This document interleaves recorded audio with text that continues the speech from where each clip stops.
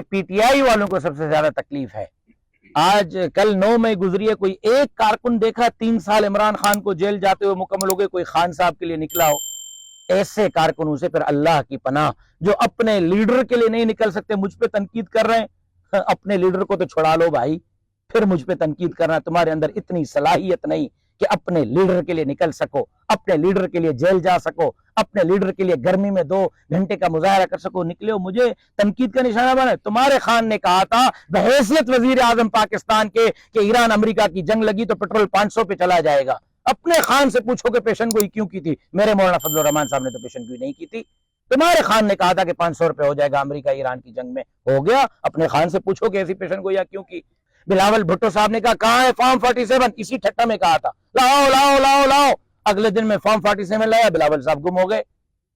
میں تو لایا ہوں، آؤ نا فارم 47 دیتا ہوں، پتہ چل جائے گا تم جیتے ہو یا میں جیتا ہوں۔ 47 سے لے کر آج تک تمام سیاسی جماعتوں پر کرپشن کے الزامات ہیں، کرپشن کے کیسز ہیں، بھتہ خوری کے الزامات ہیں، بھتہ خوری کے کیسز ہیں، ٹارگٹ کلنگ کے الزامات اور ٹارگٹ کلنگ کے کیسز ہیں۔